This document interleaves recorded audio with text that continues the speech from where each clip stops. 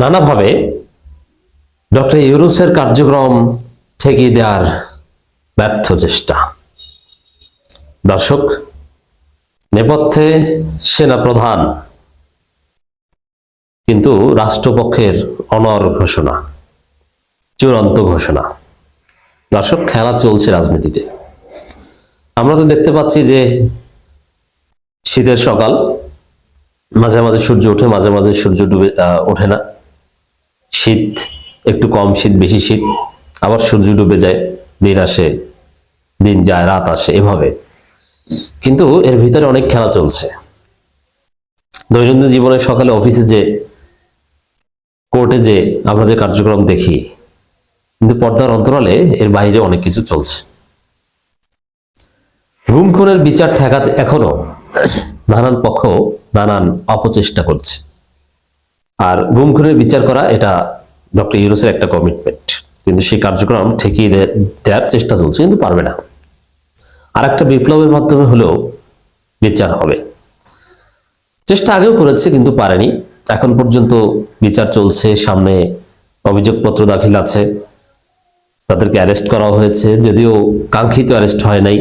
তারা তাদের মতো করেই কার্যত বাসা বাড়িতে আছে, যদিও বলা হয় সাব জেলে। মানে স্পষ্টত ডিসক্রিমিনেশন আমরা দেখতে পাচ্ছি। গুম খুনে জড়িত সেনা অফিসাররা ক্যান্টনমেন্টের ভিতরে কিভাবে আছে কেউ জানে না। মাঝে মাঝে প্রিজন ভ্যানে করে, একদম সুটেড বুটেড, কেউ উন্নত দামি শু টু পরে, জুতো টুতো পরে, কেটস পরে তারপরে আসে। মানে কোন আসামি এটা দেখলে মনে হবে না। ভাব কি, যখন নামে সেলিব্রিটি, সেলিব্রিটি যেরকম কোথাও লাল কার্পেট দিয়ে যাওয়ার সময় খুব ভাবে যায়, যারা রাজনৈতিক নেতা তারা একটু হাত জাগায়, কিন্তু যারা নন পলিটিক্যাল সেলিব্রিটি তারা তো আর ভক্ত সমর্থকদের উদ্দেশ্যে হাত জাগায় না। তারা ভাব গম্ভীর্যের সাথে যায়, একটু হাসি দেয়, সর্বোচ্চ হ্যান্ডশেক করে, এই তো। গুম খুনে জড়িত যারা, তারা আসলে কোন জেলে আছে না স্ত্রীর সাথে থাকে এটা বোঝার কোনো কায়দা নেই। যে সাব জেলের গল্প আমাদের শোনানো হচ্ছে, এটা আমি বিশ্বাস করি না। আমার মনে হয় সবাই বাসা বাড়িতে থাকে, নাম্বার ওয়ান। দ্বিতীয় হচ্ছে, এটাই তো ডিসক্রিমিনেশন। এবার স্বাভাবিকভাবে বিচার হচ্ছে না, এবং অভিযোগপত্র দাখিলের একটা সময় কিন্তু পার হয়েছে, অভিযোগপত্র দাখিল করা যায়নি, পরবর্তী সময় দেওয়া হয়েছে অনেক পরে। এর মানে বিচারটাই কার্যক্রম শুরু করতে করতে নির্বাচন এসে যাবে, ঘটনা তো সেদিকে যাচ্ছে। রায় দিয়ে যাওয়া সম্ভব হবে না। আর সরকার পরিবর্তন হলে তাদের মাধ্যমে এগুলো সব বাতিল করিয়ে দেওয়া হবে। তো এইভাবে ডক্টর ইউনূসের কার্যক্রম ডিলে করে ঠেকিয়ে পরবর্তী সরকার পর্যন্ত, নির্বাচন পর্যন্ত নিয়ে যাওয়ার চেষ্টা চলছে। নির্বাচন হয়ে গেলে তারা চিন্তা করছে যে এগুলো বের হয়ে যাবে। গুম খুনে জড়িতদের নিয়ে এইভাবে নাটক হচ্ছে। আমার বিশ্বাস যে নির্বাচিত সরকার আসলে আওয়ামী লীগের কিছু কিছু বিচার হয়তো ট্রাইব্যুনাল করবে, কিন্তু গুম খুনে জড়িত সেনা অফিসারদের বিচারকে করতে পারবে না। ওটা একটা প্রক্রিয়া আটকে যাবে। This is reality. এটা রাষ্ট্রপক্ষ অ্যাডভোকেট তাজুল ইসলাম তিনি জানেন, যার ফলে তিনি বলছেন যতই ষড়যন্ত্র হোক বাংলাদেশে গুমের বিচার হবে। এই সরকার আমলে সম্ভবত সামান্য আর দুই একবার হয়তোবা সেই সেলিব্রিটিদের, মানে গুম খুনে জড়িত সেনা অফিসারদের আদালতে আপনি হাজির করতে পারবেন, তারপর আর পারবেন না। আর বিচারের গুরুত্বপূর্ণ কোনো অগ্রগতি, ডেভেলপমেন্টও হবে না। তারপর advocate Tajul Islam is very confident, তিনি বলছেন। কিন্তু মজার বিষয় যে তিনি এখানে চিফ প্রসিকিউটর হিসেবে আছেন, কিন্তু সরকার পরিবর্তন হলে তাকে চিফ প্রসিকিউটর রাখবে কিনা এটাও তো সন্দেহ। আর তিনি তার মতো কাজ করতে পারবেন কিনা, পদত্যাগ করতে বাধ্য হন কিনা, এটাও একটা প্রশ্ন। এবারে বাধা দেওয়া হচ্ছে, এতে কোনো সন্দেহ নেই। বাধা না দিলে কিন্তু একথা বলতেন না যে ষড়যন্ত্র হোক, বাংলাদেশ গুমের বিচার হবে। ষড়যন্ত্র হচ্ছে বলেই তো বলছেন যে ষড়যন্ত্র চলছে, কিন্তু আমরা এটা ব্যর্থ করব।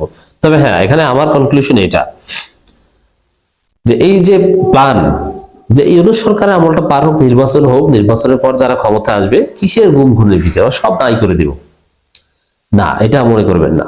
আর একটা বিপ্লব হবে যদি কোন নির্বাচিত সরকার আওয়ামী লীগকে বৈধতা দিয়ে দেয়, গুম খুনের বিচারকে নস্যাৎ করে দেয়, এদেশের তরুণ প্রজন্ম আর একটা বিপ্লবের জন্য মাঠে নামবে।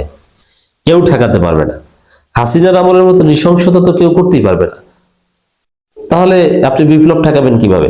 হাসিনার সর্বোচ্চ ক্রুয়েলটি দিয়েও বিপ্লব ঠেকাতে পারেনি, সেখানে নতুন ভাবে যারা নির্বাচিত হবেন, সে বিএনপি হোক আর জামাত হোক, আপনি কি করবেন?